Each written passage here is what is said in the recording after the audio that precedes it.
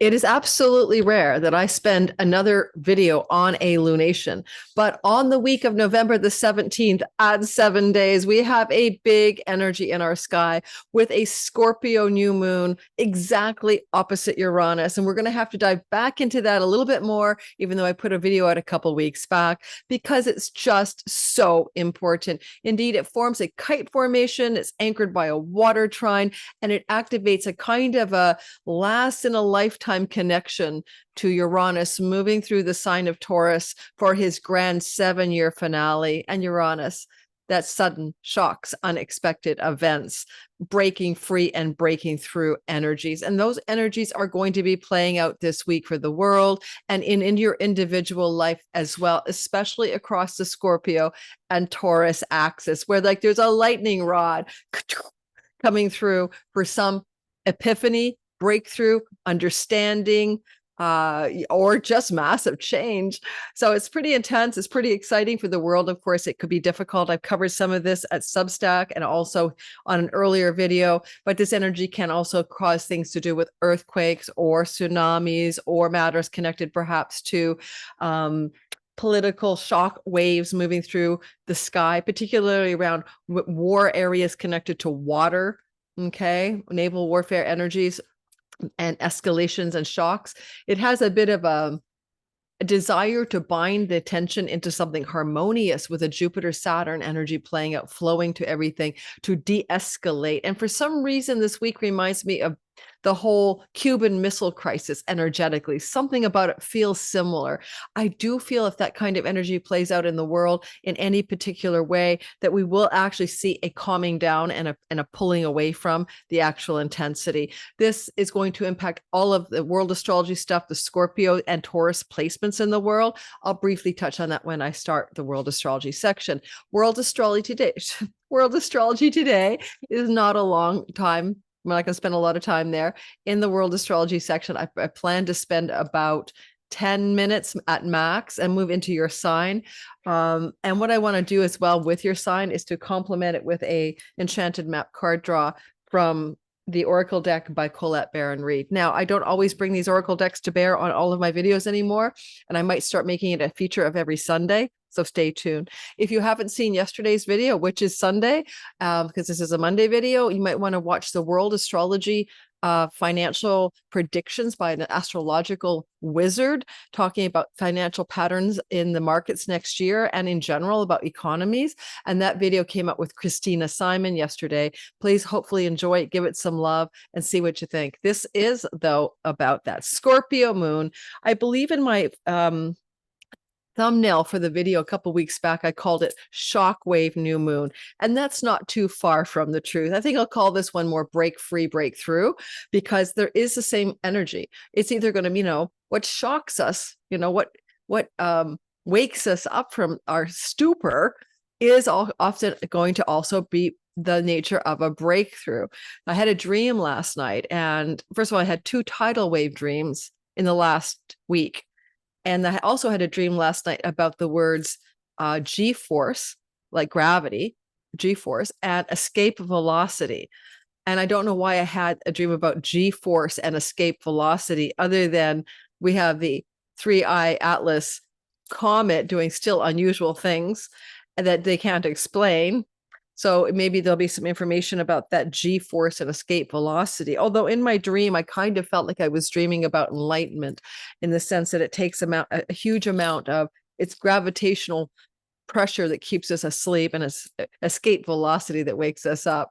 All right. So sometimes shock and awe, disturbances, disruptions of our everyday programming and our daily routines collectively or individually wake us up.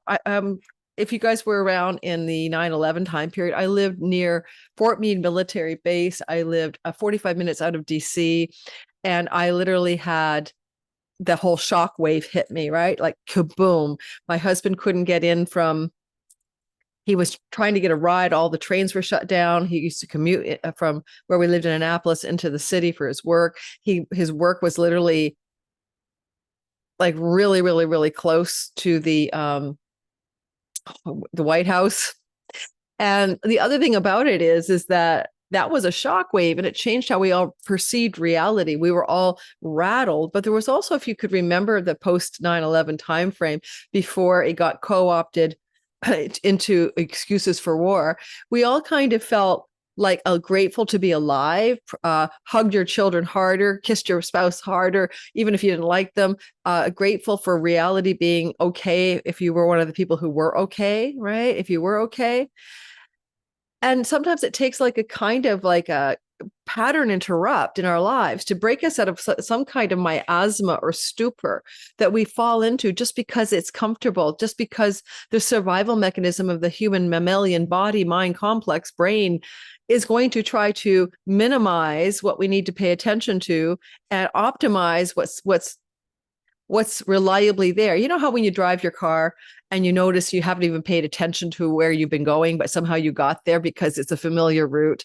Well, that's our lives. We're driving the car of our lives and it's kind of autopilot, familiar route. We don't pay attention. So I think I do anyway. I get stuck. I get stuck in habits and patterns and thought wave patterns that are just really stuck. And so all I'm trying to say is that if there's something shocking in our lives, individually or collectively, or vastly surprising, and I wouldn't be surprised if there was, use the opportunity, especially if it's a world event or a climate disaster, to break yourself free of the straitjacket of your patterns of thinking and feeling that hold you in this bind, and me too.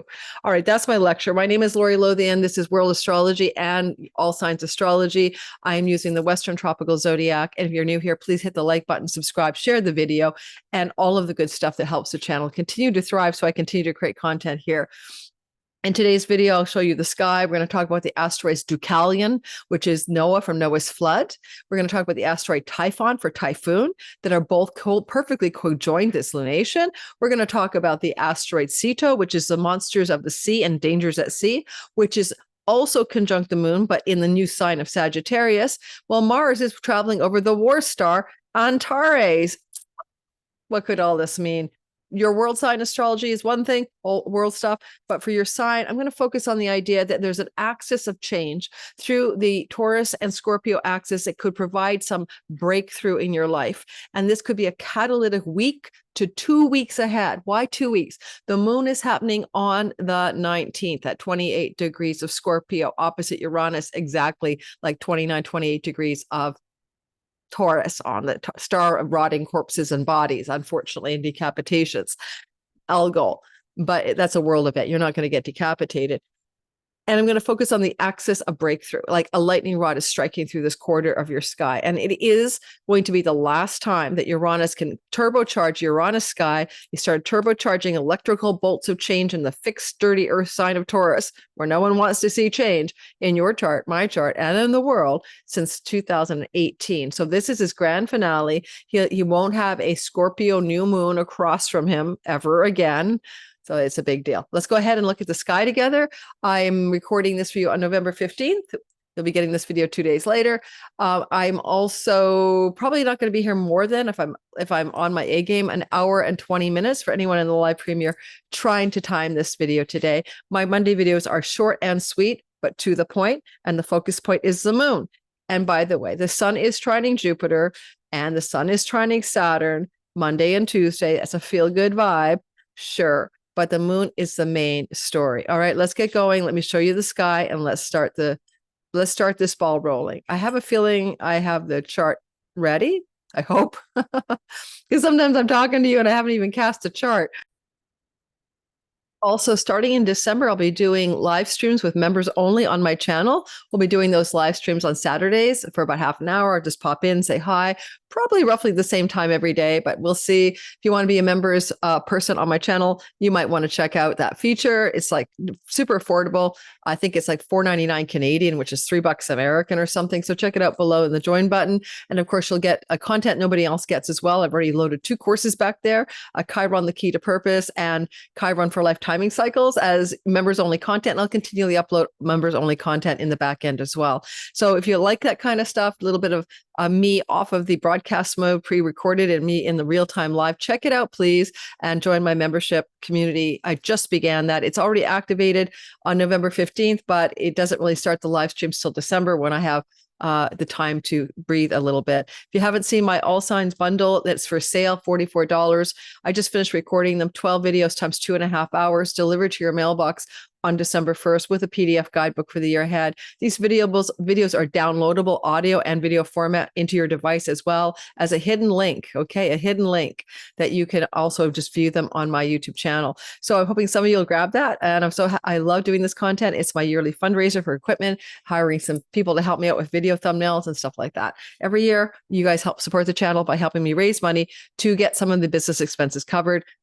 Thank you very much. This time a scholarship fund's being created for people to have readings for me, as well as perhaps do classes with me when there's needs-based tuition or needs-based circumstances. All right, so let's roll. Woo! There used to be a girl at Moon something. She used to do moon astrology. She'd go, woo! Every time she started her videos. You know who I mean? I don't know if she's still doing her channel. Back in the pandemic, she was really on. She was, everyone was watching her. Meg Moonbeam. Okay, get ready to take a look at the picture of the sky. And here we have it. This is the heavens. And I am only going to talk world astrology. I'm going to time myself 10 minutes. Then we're doing your sign. So for those of you who love the world astrology, this is why you're here. And those of you who don't, you can skip ahead to your sign. Timestamps will be in the description box and pinned to the comments. So first thing I want you to take note of is that if you think astrology doesn't work with the minor asteroid belt and the dwarf planets and the trans-Neptunians, you're wrong. Back in the day, when the situation in the Middle East was at its frenzy, and all these reports of starvation and malnutrition and situations in the Middle East, the part of the world where kids are dying of starvation and all of that.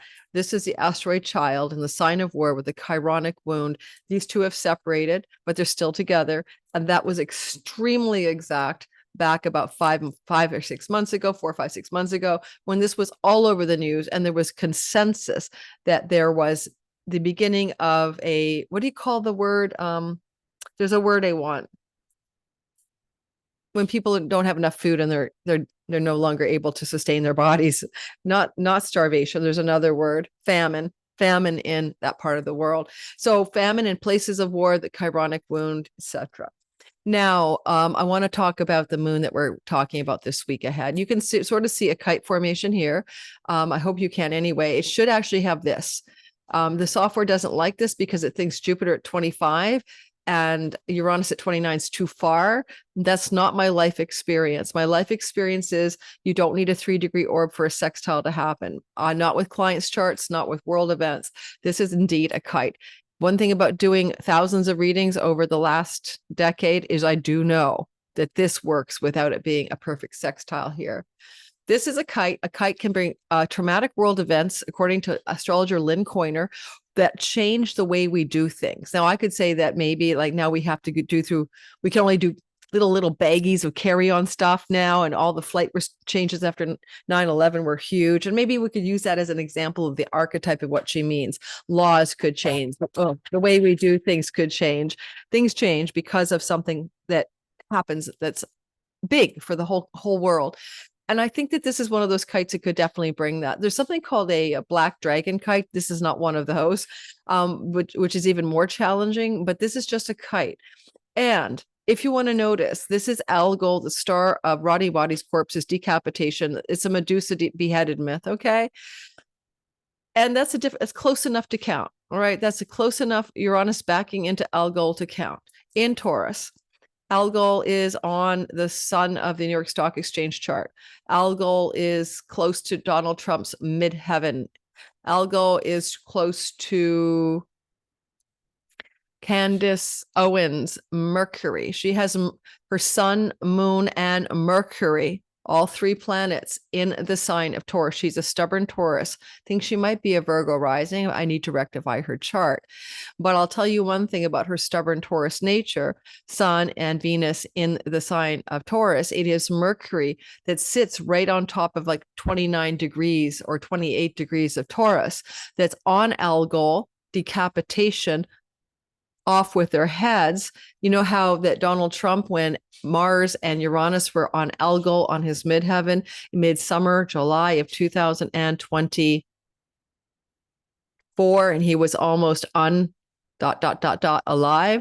And because a bullet whizzed by his ear and could have decapitated him, but did not, that's a decapitation star. So unfortunately, her Mercury is there. I don't think it's her physical body in harm's way, but she's a broadcaster and she could be decapitated. What would it mean for a broadcaster to be decapitated? Well, maybe she'll be deplatformed, right? She has a podcast, but she's also broadcast and very successful on the platform I'm using here, YT. And I can see that she could be through money pressure, from big money pressure from people who support the nation of IL in the Middle East, that she could end up deplatformed. And that would be a decapitation of Candace Owens' broadcasting capability. Mercury is the speaker in her, the one who talks, the broadcaster, the host, the show host. Alrighty. Also, and Donald Trump's midheaven is there. How could he be in harm's way? Well, it's not. Uranus backing up here isn't that dangerous at all. It's not the main problem. The problem is the kite. So at the handhold of the kite, here's what we've got. We're going to have a new moon. It's not set for the actual new moon. I guess I could do that as a courtesy. Give me a minute. I have to get us to the right date.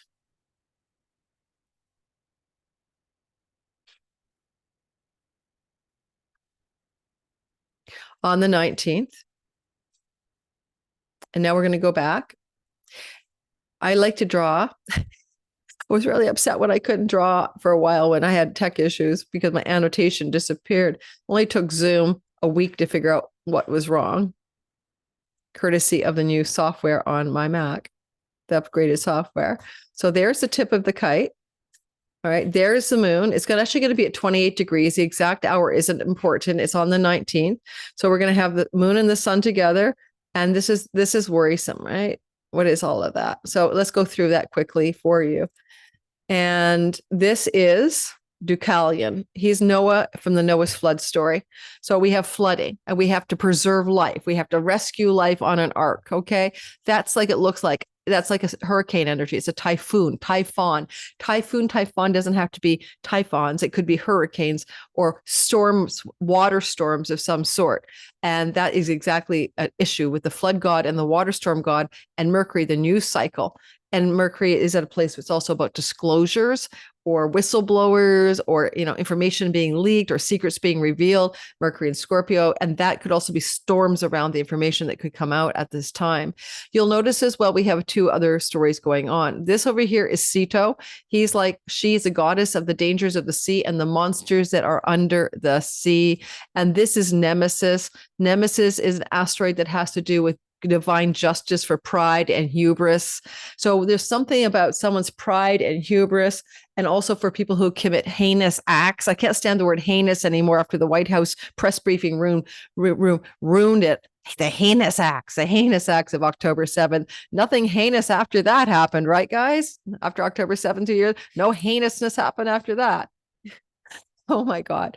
But people who commit really vile crimes, evil deeds, and the divine karmic justice deserved to them is here. So there's some kind of retribution, divine justice coming off a Scorpio new moon. It's in a conjunction by degree, not by sign. And this is what I might say about it. What people could be experiencing if we don't have a storm and an earthquake, right? Or a volcanic eruption or some flowing, upsetting, swarming, turning thing. Scorpio people, who will be impacted are King Charles' son up there, Joe Biden's son up there in late degree of Scorpio. They're all going to get the energy of this hitting them. Could be health for Joe Biden, could be stepping down from the throne for King Charles, who knows. Jeffrey Epstein's midheaven is in late Scorpio. We already saw some of this moon playing out already as more and more information is whistle-blown or uncovered or revealed about him. And that happened last week. And I predicted that would happen as we built up towards this moon. Well, that's the story, right? And more of those stories will keep continuing onward. And, I think Trump seemed to be, what do you call it? Teflon or whatever. Everything rolls off of him, but he's really in the crosshairs over the latest Epstein file revelations, that he knew what was going on and he understood that what Epstein was up to. Well, it doesn't directly incriminate him. It makes him complicit by not revealing that he had the knowledge, or if this is all true. And in that regard, don't forget, Donald Trump's midheaven is up here. So all of this energy is like a shock wave across the bow to his career and reputation, and it's already ongoing. So now one more thing to talk about is Grieve. What about this here?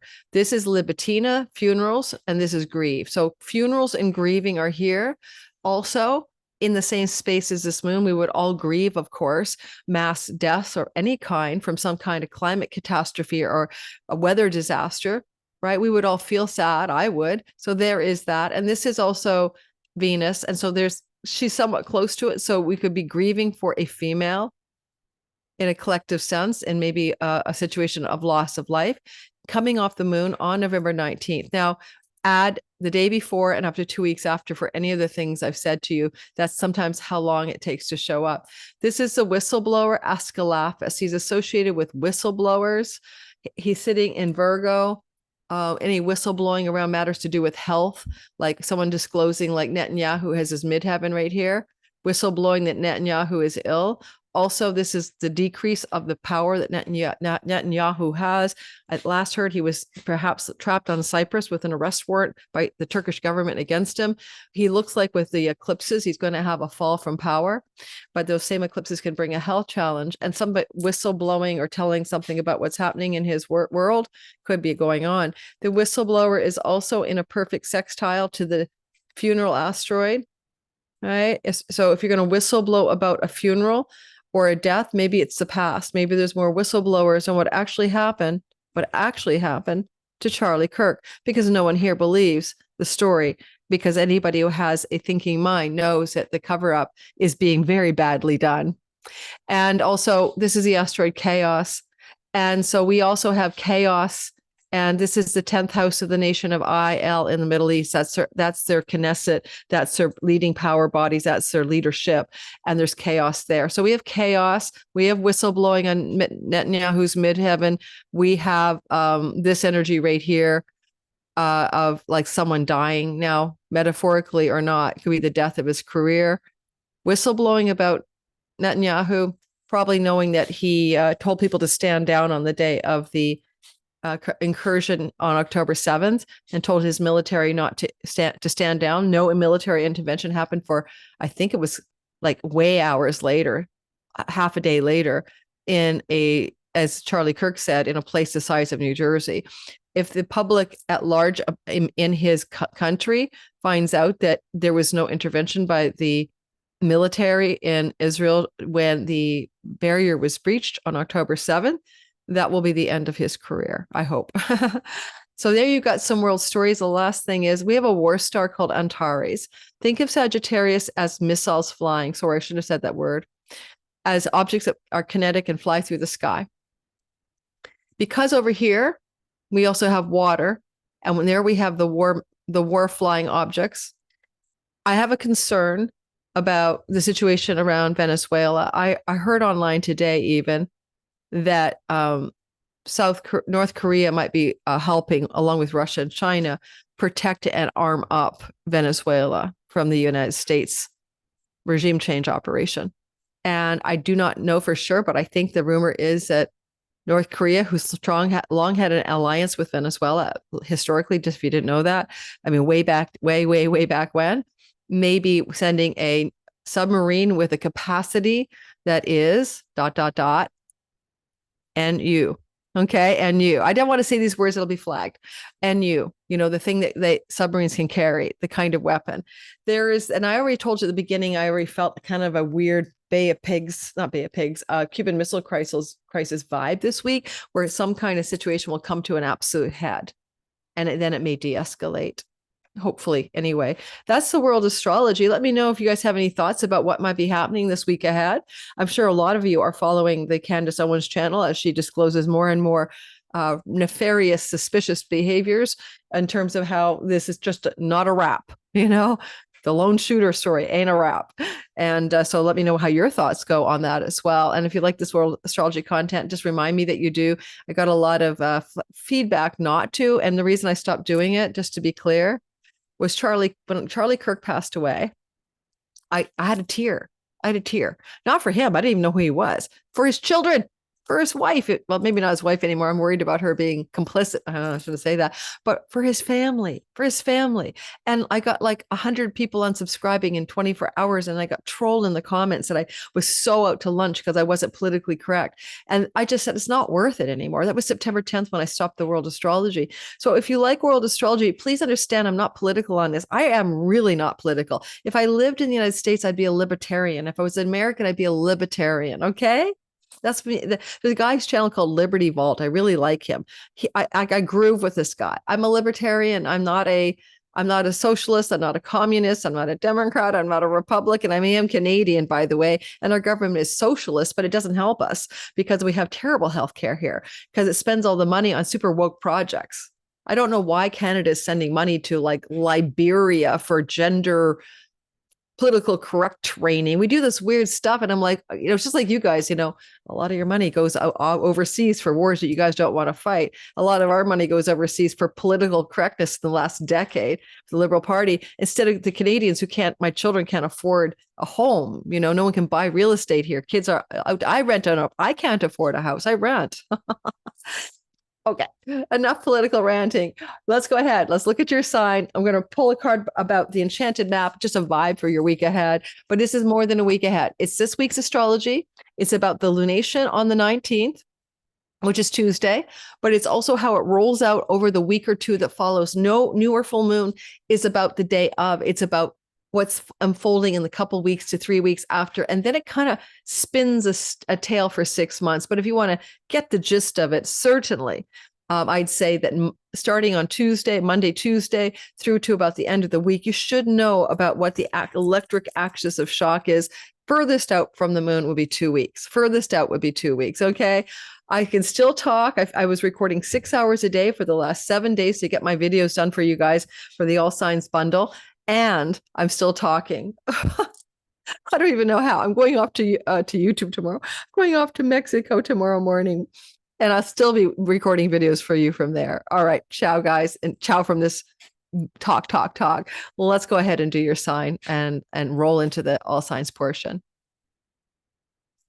We're going to start today moving it into Aries, just for simplicity. I hope you guys don't mind Aries, but Aries is important because I'm not an American. I don't say important. I say important. There's a guy, the body language guy from Montreal, Canadian. I can't remember his name. Spidey is his nickname. The body language guy, maybe. No, that's Jesus Enrique Rosas. No, it's literally our way of talking. We pronounce T's in our language. It's important to start with Aries because Aries is going to be when people tune into live premiere. That's where we start. And if we leave it to the last, they think we're done and they leave the room. So Aries, sun, moon, and rising sign. The axis of electrical break free, break through, break down, break up. Okay, take your pick. Aries, sun, moon, and rising. Sun, career and purpose. Moon, home and nest and safety. Rising, anything in your simulation avatar story. It's going to happen in the second house. It's going to be in the house that you would associate with your money, right? Earnings, resources, financial matters. You've had Uranus in your second house since May of 2018. You've had a lot of ups and downs. You can have rags to riches. You can have riches to rags. You can have staccato money. You can get money through online, internet, a World Wide Web, income, because Uranus represents the World Wide Web and technological advancement. And as an Aries sun and moon, I can attest in 2018-19, I started my YouTube channel. I started my astrology business. I started making money online, and I had rags to riches and riches to rags. I had gone almost completely broke by 2018-19. And thanks to you guys and my channel, I'm no longer in that difficult situation. I'm really blessed, and I thank you for that very much. But this is the last grand finale. This is the last hurrah. The good news is Algol, when it's not decapitating people, is a wealth star. It was used as a Bohemian wealth magic star. It is possible that you may have an unexpected surge of financial wealth or something like it coming off of this energy. So the breakthrough could be quite positive. And because Jupiter is in a sextile to it from his exaltation in Cancer and even applying towards Uranus, although Uranus is like chasing each other, it could indicate for sure that there is a surprise amount of money coming to you. And sometimes, just to be clear, it's a little hack in astrology. This could be 4 days after the moon. I'm not going to explain why. So 4 days after this moon, 4 weeks at the most, a sudden exciting surge of financial uplift. The kite is taking off in your money house.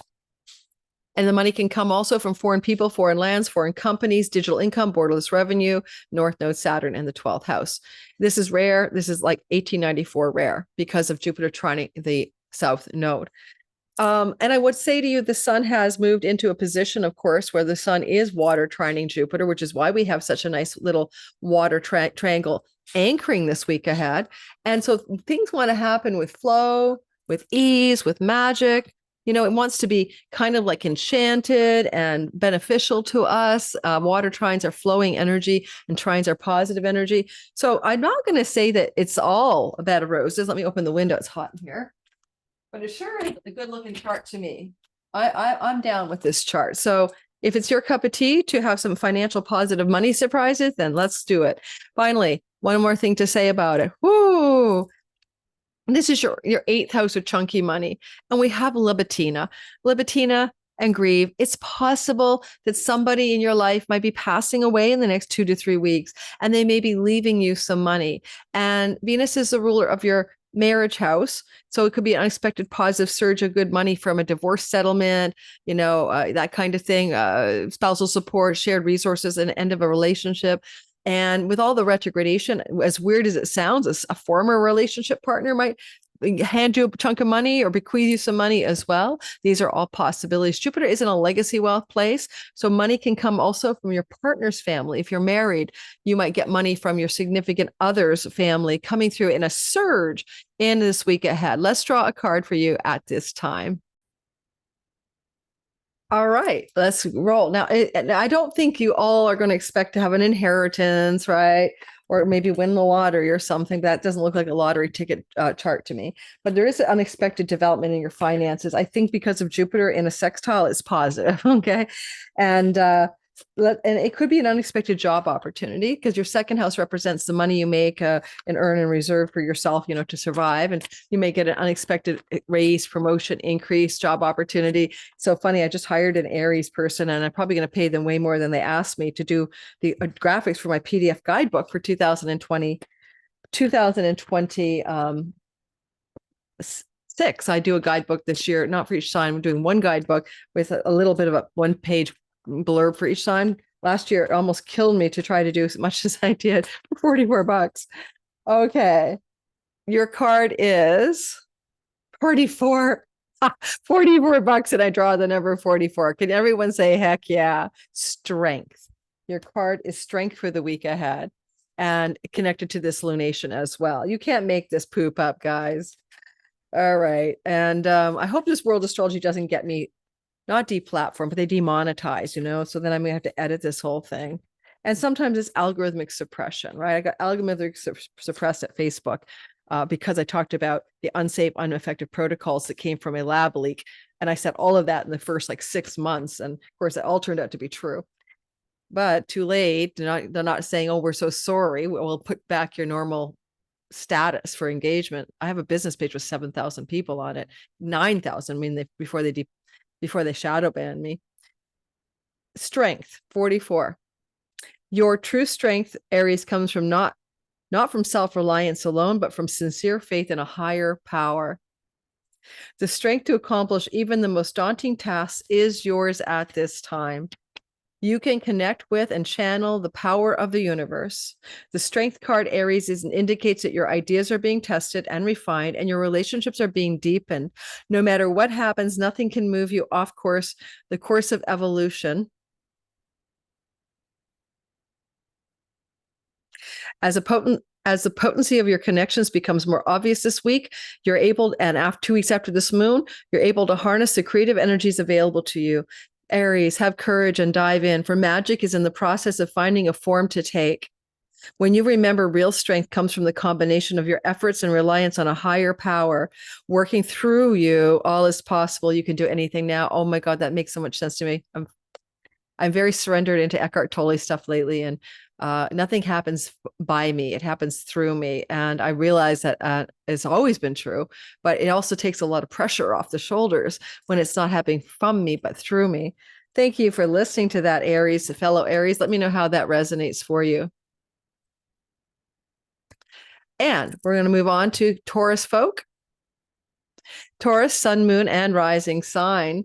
The sky tells us that you're in the thick of an electrical storm. You are literally the one in the crosshairs at the tip of a kite. Now, good news is I do think that the flow from Lord Jupiter to your identity, your sun, your career, your moon, your home and nest, and your rising sign, your character in the simulation, I do think that you are going to enjoy this extremely electric energy coming off the November 19th moon at a couple of weeks.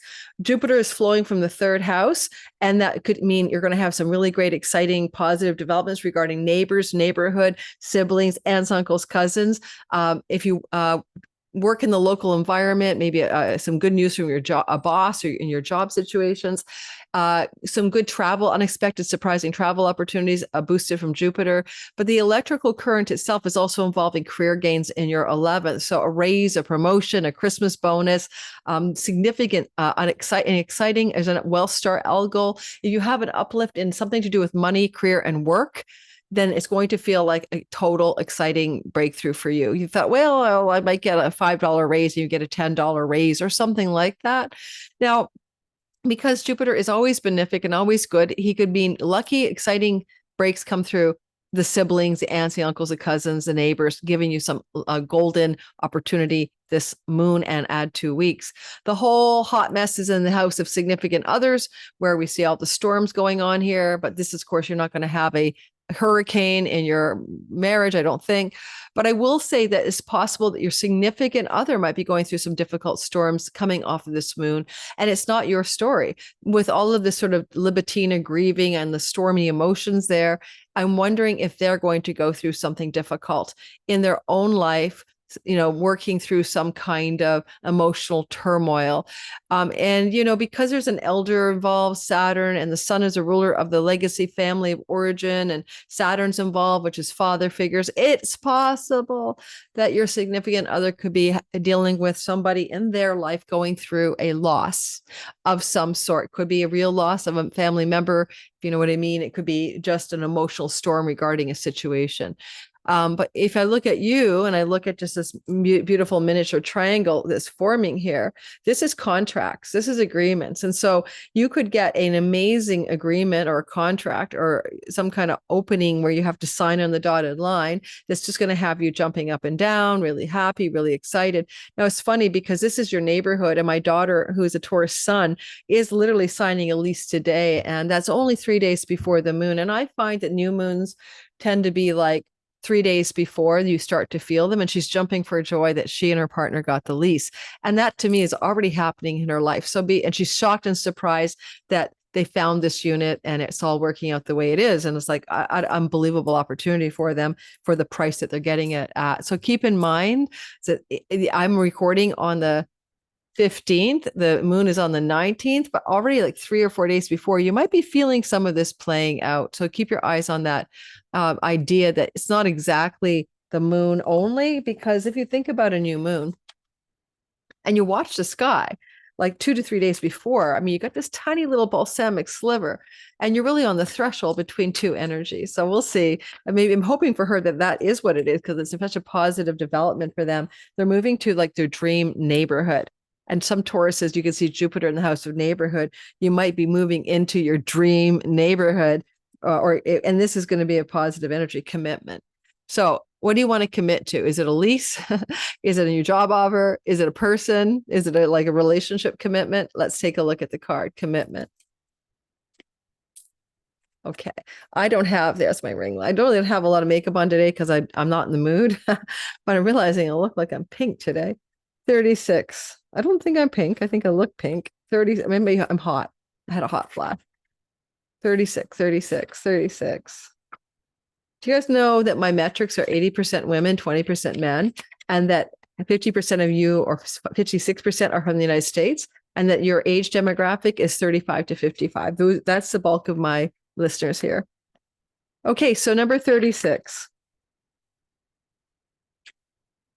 But don't feel men, don't feel bad. But all astrology channels and books and courses are mostly populated by women. I don't know why that is, but it's true. Men don't listen, and men don't like. I teach classes; it's almost all women, and a few scattering of men, which I'm always delighted men do teach men as well.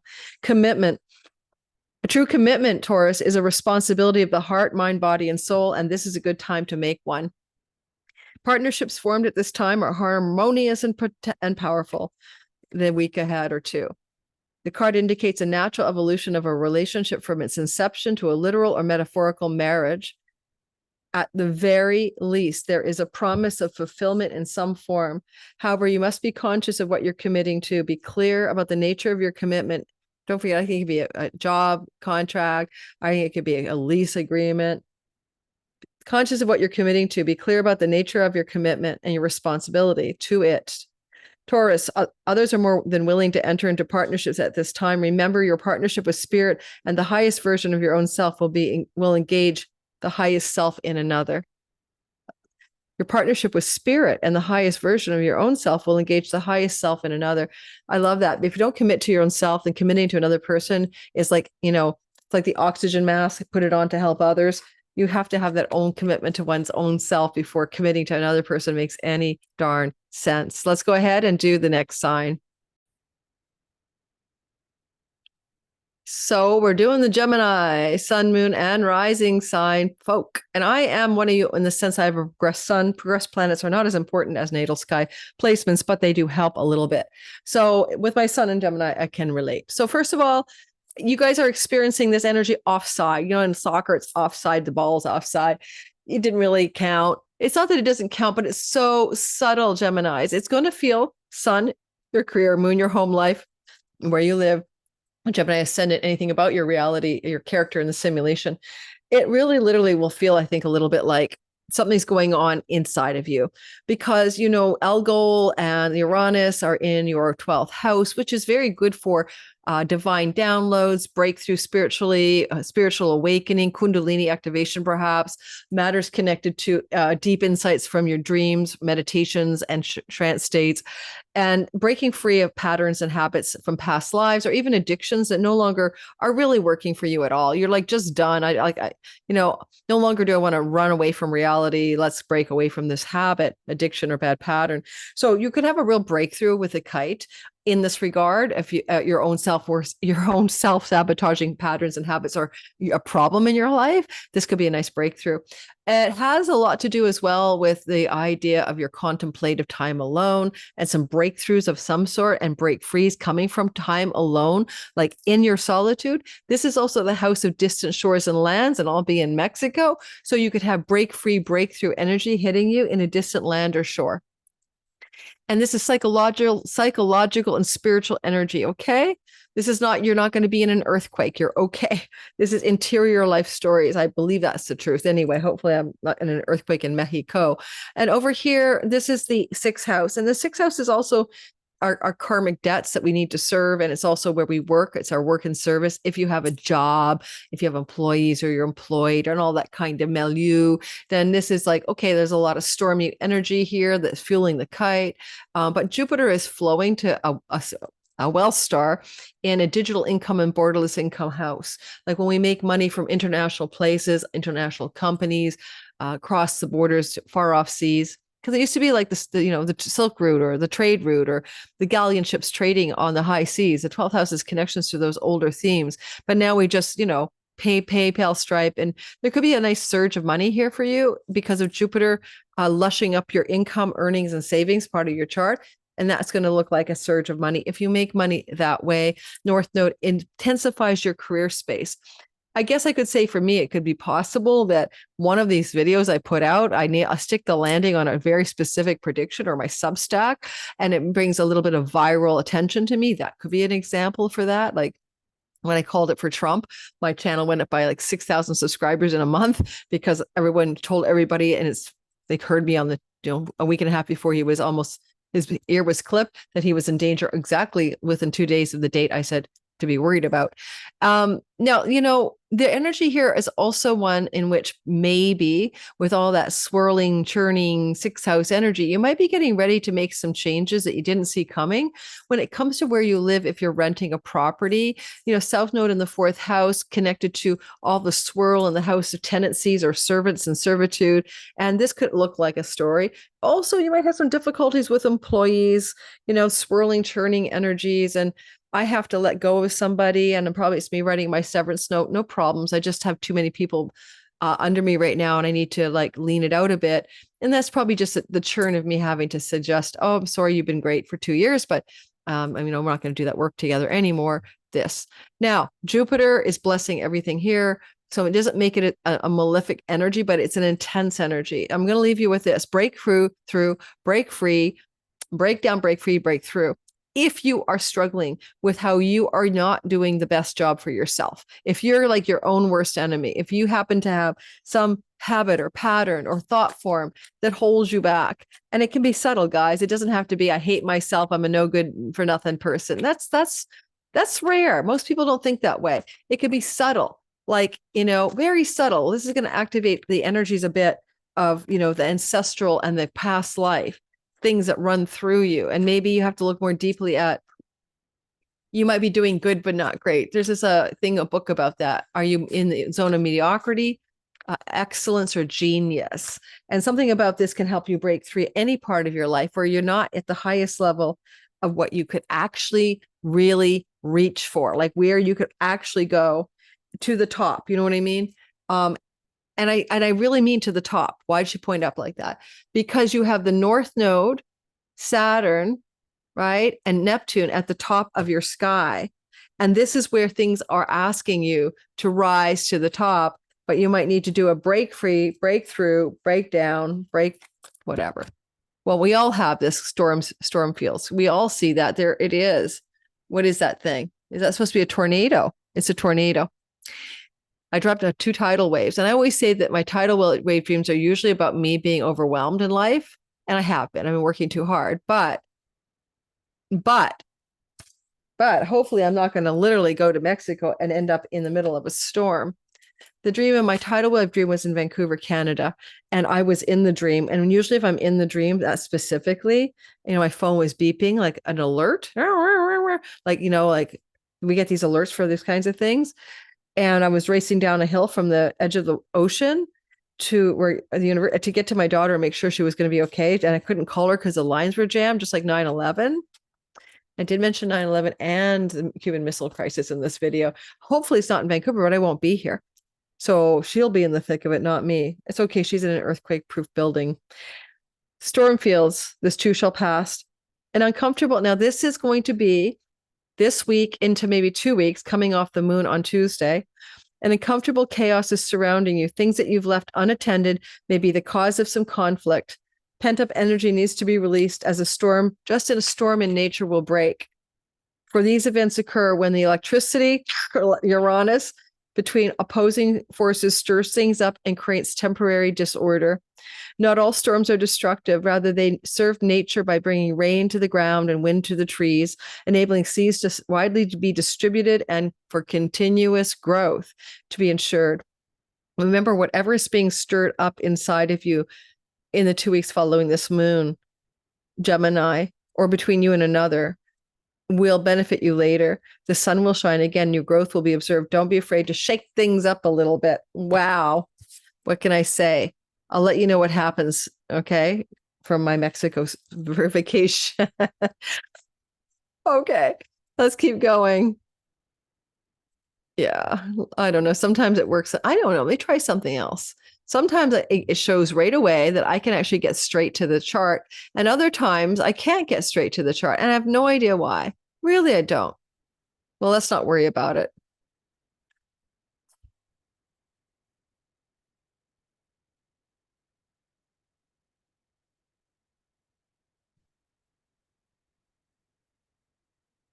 All right, Cancer, Sun, Moon, and Rising sign. You are going to be blessed by protective Jupiter, fairy godfather, and all-purpose guardian angel on top of your sun or moon or rising sign placement. And therefore, nothing about this surprising energy of this week or break free, breakthrough, breakdown is particularly uncomfortable for you compared to maybe anyone else. But you might notice in the life of a sibling, one older, the life of a friend, benefactor, or ally, some shaking up directions going on, shake it up, baby. And you might notice as well, because this is the house of your career gains and the way the money comes through your career gains, that there's also a shakeup here. And in that regard, none of this is like super scary, other than you are just divinely protected and rolling with it. Like you're rolling with it. At the very same time over here in your 9th house, you have this incredible energy of wanting to expand meaning, purpose in your life, and maybe even travel to a distant shore or land. And at the same time, at the base of this beautiful energy, this kite energy here, you're looking at some churn going on in the house of lovers, romantic partners, and children. I would say the axis of breaking free and breaking through, if I personalize it and don't make it about children or make it about a sibling, one older, or make it about friends and benefactors, is that you're having a breakthrough in your creative, artistic, maybe entrepreneurial and muse-driven life. These are 5th house things, and it ricochets or it lightning strikes all the way up to your 11th house, where you would look at your life in terms of what you want to create in terms of long range goals, visions, and dreams. Now, from my sister's perspective, the Cancer time-stamping sister, this is me and her elder sibling in the thick of this hot mess. And hopefully I'm not going through some turbulence on my trip. You might also notice that if you are somebody who wants to win the lottery, this is a windfall. This is the house of windfalls. This is a wealth star, right? This is the house of lottery wins. So your break free breakthrough may be the unexpected and surprising and jolting and exhilarating and tempestuous chance to win money. With Jupiter trining the 5th house, it is likely and possible for this to be a very wealth energy regarding pennies from heaven, windfalls. This is lottery tickets or money from speculation or gambling. If it involves 9th house, it's government money, but all lotteries are government money, see? Or a hospital lottery, but no, government money. But that makes sense because most lotteries are run by governments. And maybe your sibling wins. And then you're just, oh my God, my sister won the Mega Millions and I get to participate. I'm going to go with that happy story. Otherwise, I'm going to be biting my nails in Mexico that I landed right in the middle of a climate event. Let's draw a card for Cancer rising. All right. Well, I'm like really thinking my trip to Mexico. But the house of good fortune and the house of good spirit is the axis of breakthrough. And Jupiter is trining and sextiling all of it. In that regard, I think it's a positive energy for you. Okay. And one of the things about this electrical current is the muse. The muse lives in the 5th house. The muse is like what you're there to channel or what's going to inspire you. And there could be a massive divine download. Like one day you're like wandering around by the swimming pool in Mexico. No, that's not. And you suddenly get this insight or aha or clarity. And you realize this is what you've always wanted to figure out. And it's a book or it's a breakthrough insight into something very important in your life. But you now have the epiphany and the muse is, talking at you. The gentle gardener. Well, that's very nice and calm compared to, is that lambs and sheep? I'll take it. Okay, but it's not even my card reading. It's for you guys, the Cancers. Gentle gardener, Cancer, sun, moon, and rising. Be a co-creator. Be your own person. Be a conscious co-creator. I listened to a Vedic astrologer one time say that the house of manifestation is truly the 5th house. And I think he's right. I'm not going to go into all the reasons why, but I do based on my client experience. That's why it's a good fortune house and in Hellenistic astrology. And so the gentle gardener is to be a conscious creator and to be your own person. And the creative, procreative, creative, and divine co-creative energies belong to the 5th house. We never manifest from our simulation avatar character. We manifest from the true essence of who we are. And that is part of the divine co-creation. The gentle gardener is visiting you at this moment in your life to remind you that your thoughts, feelings, and beliefs create the reality you experience. She is the embodiment of the energy within that is sent out into the field of co-creation and ensures that all that you are is reflected in the world of form. Are you aware of your thoughts? What is the quality of your thoughts? Yeah, I said clean it up in a little bit. Oh, now it's the other side. That's just Gemini's. The gentle gardener guarantees the integrity of everything you send into the world. Stay positive, Cancer, and expect a wondrous return. Your garden is abundant with beauty. Oh, yes. Not too bad. Not too bad. Okay. So it is on a good fortune and good spirit house, and it is a garden of abundance, and you can co-create something there.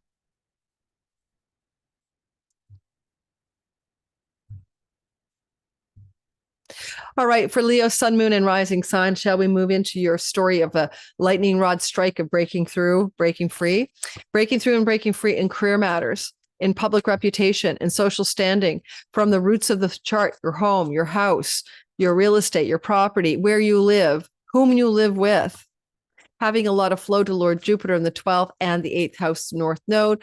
The downside of this kite, of course, is it activates a kind of an inheritance vibe for you. If somebody who's elder and old is getting ready to leave, especially inviting in energies of hospitals. On the other hand, it just could be some major shift in your career coming up. And you could be also with this kind of energy and moving of your home. And Saturn would say you need to rent a house. Okay. So a movement, a move, a change, a rental property opportunity, a career change leading to a home change, a breakthrough in your public reputation and career space, something highlighting a new level of power. This could be very positive if you're working for companies or people connected to distant shores and foreign lands. And this could also suddenly show up as a new financial structure, like sign-on bonuses or a chunk of money or a stock, chance to buy stock in a company, but you're kind of going up and it's kind of exciting. If by any chance you're dealing with a change of home through the end of a relationship, then you're doing very well and you're going to do fine in getting your fair share of financial resources from the marriage partnership. But I will give you the warning that Saturn rules your marriage house, and it could look like a disruption as Saturn talks to Uranus in your social standing. Like suddenly you're announcing to the world, you're done with that relationship. I'm getting separated, divorced, I'm out of here. Or your partner's saying, we're done. So if you're in a relationship that's not so easy, Pluto is actually testing it there for you in your 7th house, then there's a possibility that the 2 weeks that follow the moon could disrupt that relationship to the point where that relationship is ready to complete. Okay, but not if the relationship is going swell. Probably not. No. I hope.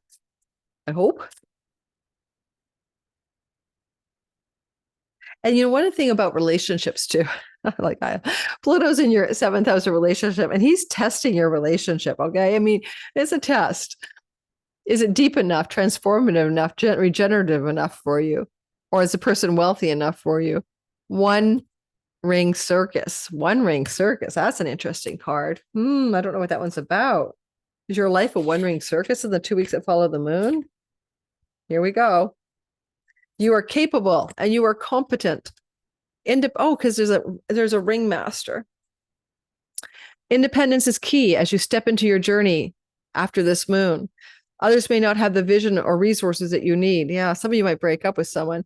Recognize that all the wisdom you've acquired along the way makes you particularly competent, capable of moving forward. Self-reliance is now important. Another aspect for you to consider, Leo, is creating and maintaining clear boundaries between you and another person.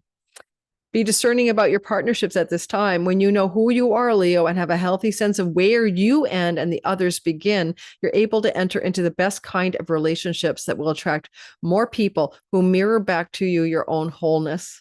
Interdependent relationships are always mutually supportive, stimulating, and transformative. Pluto in your 7th. You can achieve this at any time.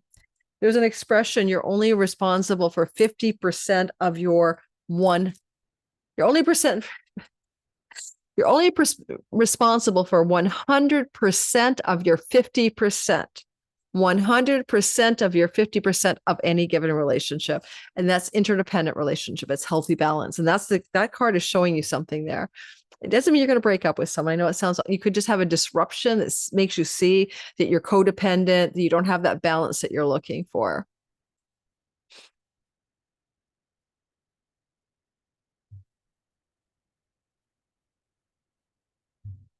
All right, Virgo, sun, moon, and rising sign. Are you whistleblowing here? The whistleblower is in Virgo. Who are you going to tattletale on?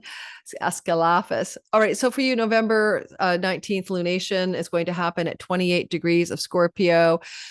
Is quite the moon, reflecting, the shock and awe lightning strike of Uranus in your ninth house. Major upsets or changes or disruptions or breakthrough in ninth house matters. It could be with a sibling 2 older or 1 younger. It could be a breakthrough disruption energy connected to travel plans, foreign lands, visas, passports, court and legal court case matters.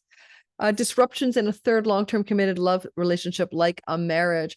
Disruptions in energies to do with your spiritual belief structures and your academic settings, right? Ninth house. Now, breakthrough, don't just be disrupted. There's a swirling amount of energy on the moon itself down in the third house. The third house is activating those people in your local environment that you normally encounter on the daily, right? Now, my daughter's a Virgo rising, and this is third house represents our neighborhood, the city of Vancouver. And there's a lot of stormy energy there. So my tidal wave dream might be true. That's concerning. So I'll just say that my daughter might experience some disruptive weather while I'm away. Eek. But you'll see the storms are in the local neighborhood, the environment of the local area in which you live. So anyone who's a Virgo listening to this, and you live on the West Coast of the United States, because that's where my dream was. I know Stefan Burns is all about Japan. And I'm like, my dream was Vancouver, West Coast, Pacific Coast, even though there's no energy like eruptions. I don't know. So the 2 weeks after this moon is destabilizing for climate change, for sure. And some Virgos might be in the thick of it. Travel plans can be disrupted. You had a plan to go somewhere. Maybe flights are down. Maybe there's a cyber attack. Something's going on. But that's okay. Go with the flow. Jupiter's protecting you from the house of his joy. Okay, so there's a lot of divine protection. He sextiles your ascendant. That's your body. You'll be fine. Your moon, how you feel about it. Your home, he's protecting your Virgo home, Virgo moon. Your sun, he's protecting your career and core essential nature. And no matter what this disruption is, you'll notice that there's also flow to the marriage house. And there could be a wedding proposal in this. This is classic. Let's get married. Let's move in. Let's take it to the next step. And it's just surprising. So you may have an unexpected wedding proposal, bend a knee moment within 2 to 3. Sometimes, like, I think new moons run a whole till the next new moon in the month after this new moon. I would say everything could run as long as the next, 30 days, 28 days. Unexpected developments in judges and legal matters, but it could feel like a breakthrough for you or break free, especially if the legal contracts involve marriage separations or matters to do with siblings, cousins, aunts, uncles, or neighbors, and a breakthrough, maybe a positive financial development with a judge decreeing something that favors you on a legal matter in the 2 weeks that follow. And I'm saying all this positively because Jupiter is in such a flow state to the top of a kite.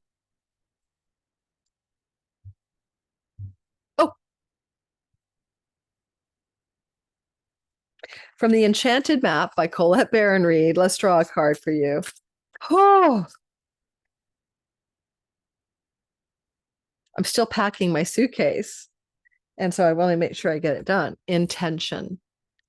I think of the ninth house as kind of like the house of make-believe. It's a house of our beliefs. What do you believe in life? Whether it's religious or I believe the universe is friendly. I think an intention card could be, it's number 22. Okay. Super auspicious for you if you are somebody who wants to look at how you see the world. Deliberate, clear intentions have the power to change the world. All right, so Virgo, your objectives will be fulfilled at this time. Inspired intentions are like magic arrows shot into the sky. The universe is bringing you a gift, showing you you're hitting your mark. Recognize that you're not the one who has to do all the work. However, others help you co-create your reality. You do have a lot of energy flowing to the house of other significant others in your life, correct? On the corner, 7th house corner with Saturn and the North Node and Neptune, the god of imagination. You connect to the power of your intention, sending it into the field, and then allow for synchronicity to work its magic. Perhaps a good intention of others will inspire you to send out beautiful ones of your own.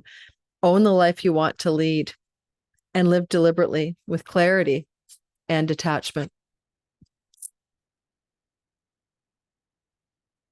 I don't know. I think Virgos are pretty down to earth and practical at the end of the day. I don't think you're detached, but there is that element. Libra, sun, moon, and rising sign. We have a shock and awe charging turbocharged kite coming through the sky. It's definitely pointing you in the direction here. Some unexpected developments in your 8th house, nothing new. You've been living with that for a while, since 2018, but this is chunky money.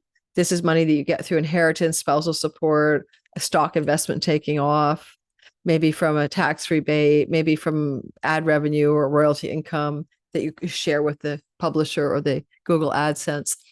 So there's a surge on a well star in a chunky money house. It is hooking up to Jupiter in the 10th house of father figures while it trines Saturn, the elder, in the house of sickness. I would say an elder father figure in your life may indeed be dispensing money towards you, whether it's just a gift, a trust fund, or an inheritance. I can't say, but there could be some surge of finances coming that way towards you. Or there's an amazing opportunity with a rental property or a bank loan or refinancing. And some authoritative people favor you for that to work out on your behalf. And it could come through anywhere 2 weeks to 3 from the November 19th moon, add a month at the most, right, to see the lay of this land, likely in a shorter time frame. You'll notice that it's all seated in a money, earnings, resources, and possessions house. As I said, opportunities to possess an ideal rental property. It's funny, my daughter and her partner are signing that lease today, and he's a Libra sun, and I think that's already played out for them. So don't forget, the moon may be exact on the 19th, but you might be feeling it as early as the 15th. I do want to mention that if you are at all thinking about let me look at the energy of this for a sec.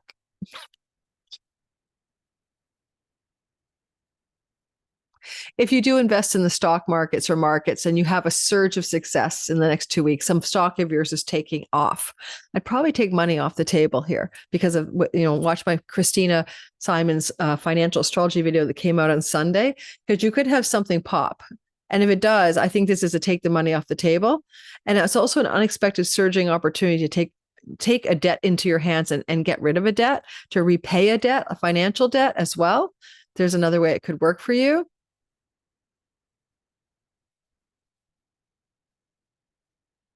All right.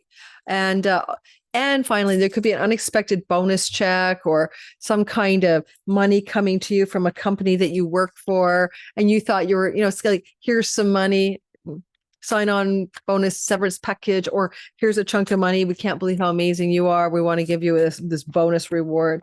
Those are kinds of vibes there that I'm seeing. It's like feeling like you're being gifted some reward from your professional directions that maybe it wasn't something that you thought because you're surprised that you were entitled to or that you were going to get it. And one thing about Jupiter up there, this is your year all the way till next July to really reach for the top of your professional success. You do not need to be worried about career. It should be doing super well, especially next year, March to July.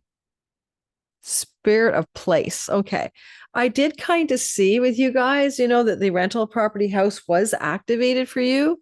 So that's the 4th card. So spirit of place. Let's take a look at it.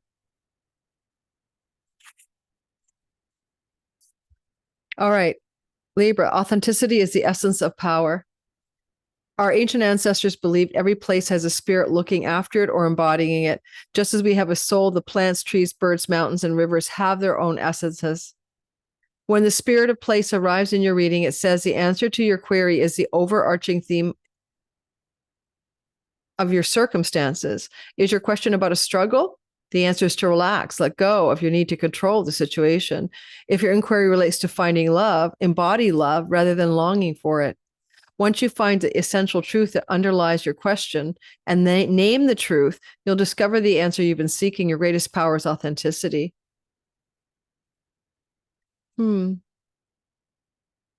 Okay. I'll leave you with that. Zen Cohen. Yeah, I don't even know. Scorpios. Yeah. Okay. You guys have got a lot of swampy water here. I mean, you've got Typhon churning in there with a flooding Deucalion and Venus in her exile. And oh my goodness, you might be feeling really emotional in the 2 weeks to 3 weeks or so that follows this moon. And even just as the moon is building, because Scorpio, you are made of water, and water is made of feelings, and feelings and emotions are really stirred up for you. Now, you've had this Deucalion Typhon in your sign for quite a long time now. So your emotions are running high, perhaps. But now that there's a new beginning and a fresh start with a new moon here, and behind you, maybe it depends. If you're listening for your rising sign and it's past 9 degrees rising, or sun sign or moon sign, and it's past 9 degrees, like 9 to 29, then the sadness, the grieving, the funeral vibration is behind you.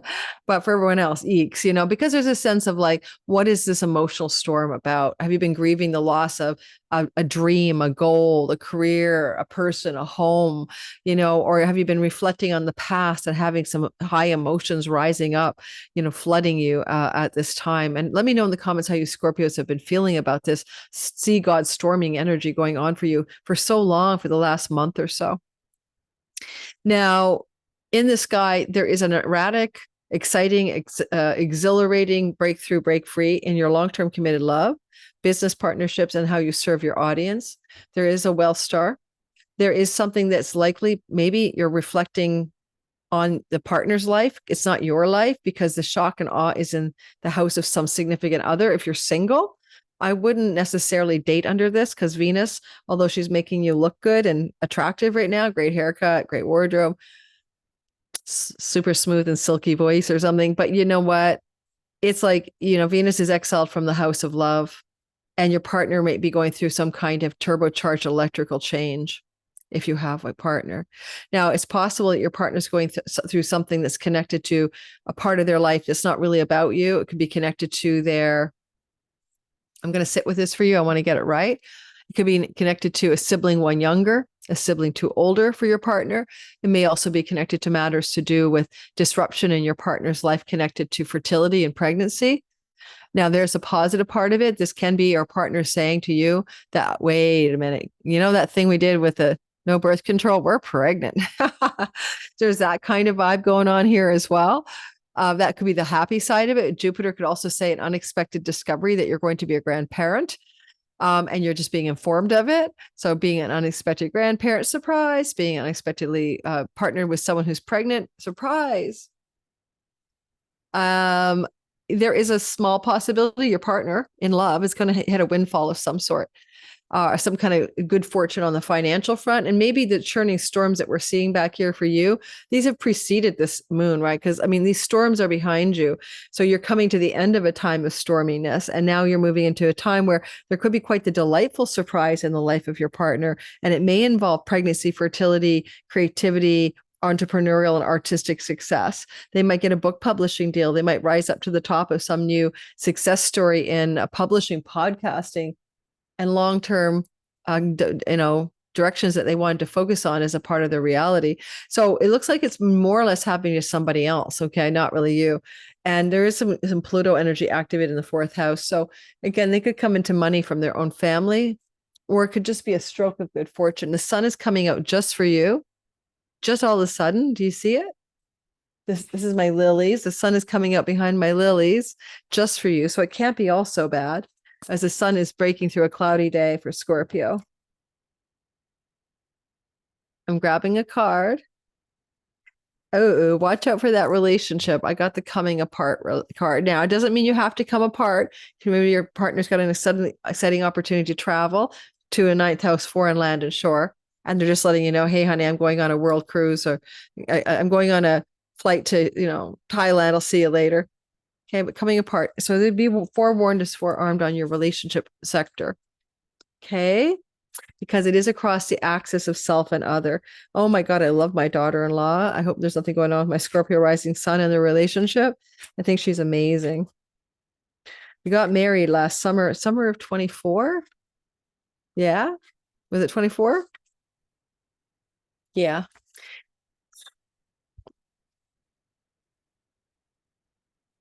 Now is the time to take 2 separate paths. Okay, you can take a separate path for anything. You no longer want to work for those clients. You no want to deal with that legal situation in the 7th house. You no longer keep that business partnership. You no longer want to keep that contractual agreement that you made. Coming apart card is a sign to put an end to what's no longer working for you. Has a commitment been broken and you need to break, or perhaps you need to break a promise or change course because you took on more. You could be breaking a promise with one of your children as well with the 5th house because you took on more than you could handle. It's a perfect time to assess your goals and reassess your goals and your values. Are your actions now in alignment with what you believe in, Scorpio? Or have you created a partnership that is not really mutually beneficial? Separation, dissolution, and dispersion are in focus now. If someone wishes to break away from you, don't chase the relationship out of a sense of fear. The price you will pay will not be worth the price. Separation brings good fortune. Now, let me just say one thing, because I know people are really upset. You know, you've been dealing with Uranus energy in the house of significant love since 2018. So it's nothing new. It's nothing new. You've learned to be used to it. It just happens to be on a decapitation star. And new moons take up to 6 months to unfold. So it's not just about the 2 weeks ahead. I don't know. I think I said that in the beginning. Okay. I wish you the very best.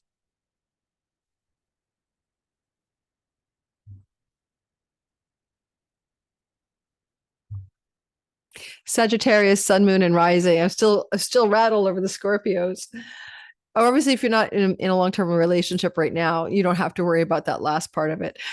Sagittarius, sun, moon, and rising sign. Go figure. You got a lot of energy going on in a subtle place, and you may feel it only subtly. It's offside. It's an aversion. But Algol, shock and awe, surprising changes to do with dating. People got angry at me for saying this on a Facebook thread. Not angry, but astrologers debated this with me. We fall in love and we make babies and we have sex in the 5th house. We commit in the 7th. On the way to commitment, we have to date somebody. Dating is a 6th house thing in my experience of my client's world. It takes 7,000 readings over whatever number of years for me to go, yeah, you date in the 7th house. You meet someone and fall in love and just have a one-night stand even in the 5th house. You have your one night stand. You have your first date in the 5th house. And when you want to secure the relationship, you begin to move through the 6th house. 6th house is karmic debt. 6th house is indebtedness. 6th house is servitude, but it also can be a transition between the first date and the commitment stage. So dating. Any Sages listening to me right now, sun, moon, and rising, unexpected dating situations, shock and awe, changes in job, unexpected health problems, crisis with a pet. Okay, sure. Uranus, surprise, break free, breakthrough. Maybe eliminate a debt. Jupiter in your 8th house says, are you ready to eliminate a debt? Are you ready to receive some wealth? It's eldering in the 4th house. Your significant long-term relationship partner or your family of origin may be shocking you with some money, and the indebtedness is maybe you felt like it was owed to you all along. Like it was always meant to be back to me. It's my money or something like that. Possibly as well. This money could come from other venues in your family of origin or your spouse's money, so to speak. It could also come from a sibling one older than you. Okay, there's that possibility in this chart as well. Now, because the 12th house is very subtle, where all of the moon is planting its seeds, there is a possibility of a new beginning and a fresh start in a new home, in a different land that's far from where you live, far off distant shores and foreign places. Doesn't have to be foreign, other side of your country. And with all that North Node Saturn and Neptune, and the shock is in the house of rentals, you might rent your property out and move. You might get a rental property opportunity. It'll feel like freedom. It'll feel like breaking free. It'll feel like breaking through of some situation. Mercury rules the house of marriage. Maybe you want to separate assets. Maybe you want to break free of a commitment or a contract regarding a place you're currently living. So there could be a change of home, not in 2 weeks after the moon, because every moon takes up to 6 months to unfold. Remember that. But certainly in the 2 to 3 weeks after and a bit before, you might see the rumblings of the story unfolding in your life. Sagittarius, you've got a lot going on here. War star Mars, you're in fighting mood on November 19th, 20th. You've got your ire up. You've got a strong sword in your hand. What are you up to? But with the moon also here, right, as it moves on the next day on the 20th, there definitely is something going on with maybe disputes around money, a home, maybe fighting with a significant other, maybe wanting to separate your homes from a significant relationship partner, or just move your home. And I think this is a very catalytic energy. But remember, you're coming off of patterns, habits, and karmic vows, like karmic relationships, things that might want to bust out, break free, break through. In this area of, I don't care if you've been married for 40 years or you've been together for 2 years, If the relationship is a karmic one and it's served its shelf life, this could fracture and break you free and through of a karmic relationship that is no longer right for you. Let's draw a card.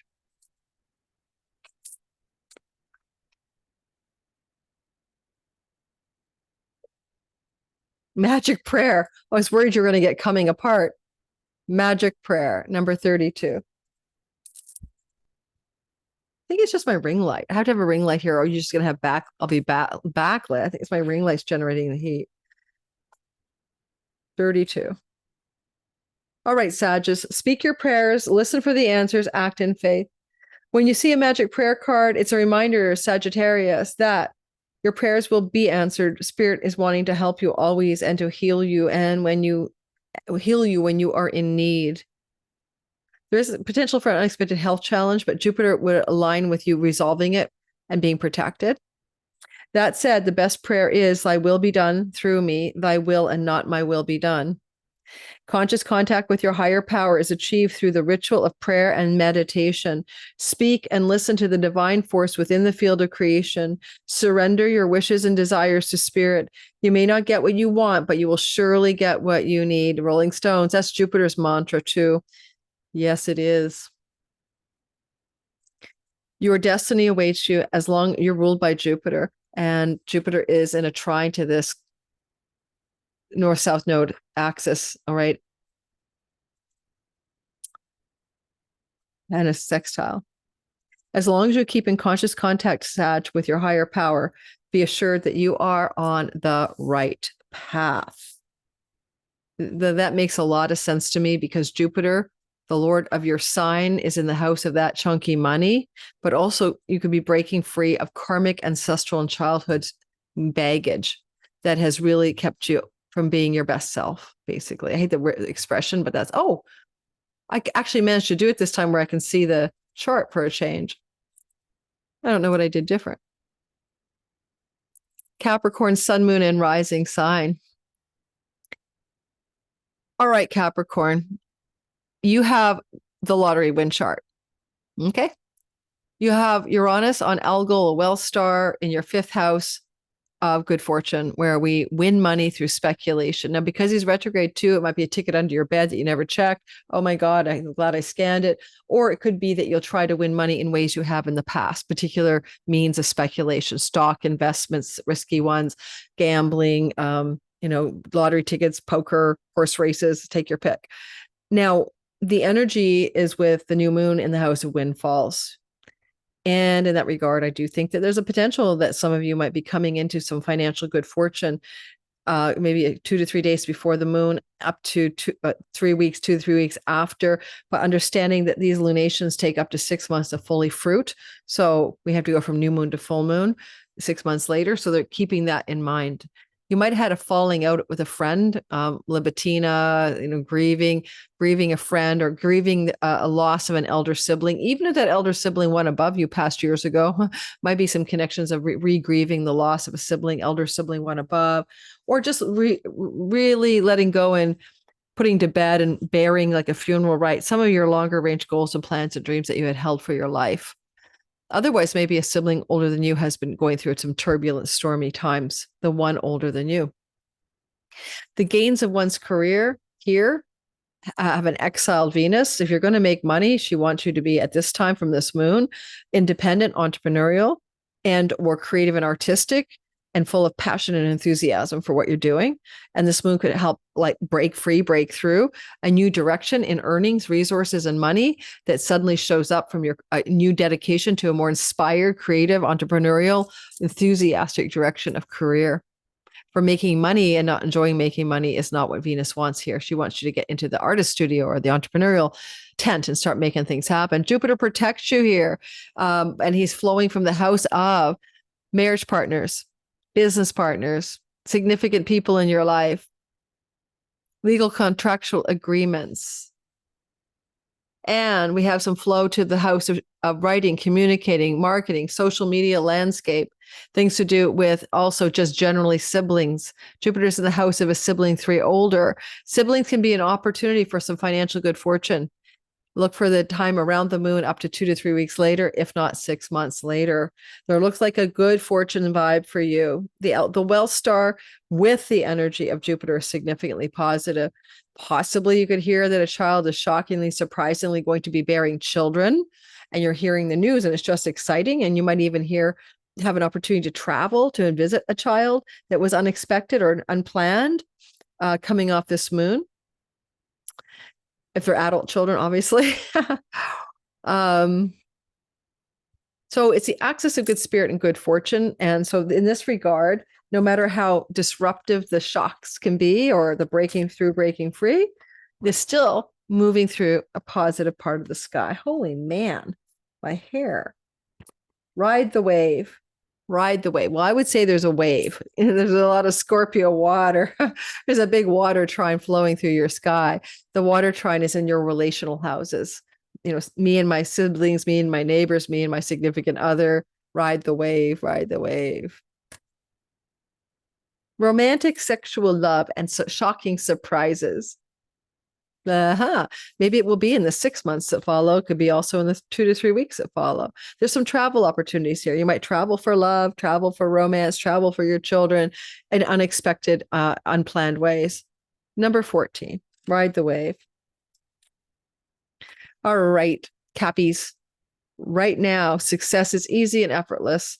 You can be rest assured that you're entering a time when you can ride the wave of abundance. The tide is turned. I just told you have the lottery winning. Oh my God, Shart.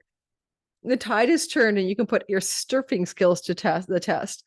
Everything, all of your talents coupled with your hopes and dreams will carry you forward. People and circumstances have come out of the ocean of potential and possibility to take shape in a wave of spectacular activity. Know that you are definitely on the right path. You'll notice there's 2 dolphins together there. So the romance and marriage house were activated. Also, your spouse or significant other could have a surge of wealth, and that may benefit you as well. So there's the other idea there. I'm still recording, praise the Lord. I'm a little longer than I thought I'd be, but I'm okay with that today. I'm not doing 6 hours of videos like I did for the all signs. The all signs, the longest video was 2 hours and 40 minutes, 35 minutes. That was Leo, who always complains they don't get enough. Unfortunately, Libra, you were like 2 hours and 5 minutes, and most of them are between 2 hours and 2.5 hours. So that's what you're buying. And it's just how fast I'm talking in a given day, usually, or how much. There's sometimes more stuff to be said for a different sign. So please, no complaints when you get the product, and tell me that you didn't get your fair share. All right. If you are like me in Aquarius rising, or your sun or moon is here, one thing I'll say, like with Pluto in your sign, you are revising and revisioning and transforming and regenerating everything about your life. And if you have any common sense, you will let divine willpower move through you, because you don't really know what personal willpower is with Pluto in your sign. You are like divinely willpowered. You're running on divine will. Okay. So be surrendered. That said, shall we move on to the electrical current running through houses 10 and 4? It's a new moon in the house of career and reputation and the visible success you have in the world, with a shocking surprise in the 4th house of home. Now, you've lived with Uranus in the 4th house of home since 2018. Therefore, many of us Aquarius risings in particular have moved a lot since then. Nomad transit, unexpected up and downs in where we live. However, if you are like me and you started doing the internet online and started using YouTube and digital income and borderless revenue, like I did in 2018-19, as Uranus entered my 4th house and I began to be a YouTuber, then you're going to notice that this is the same story that you've been living through. So Algol's a well star. There may be an unexpected surge of success in something you're doing online, if you're doing it from your home, not from your office building, right? And the second thing is that you'll notice that there's a huge amount of wavy, stormy energy up in the top of your sky. And I can give you a tip.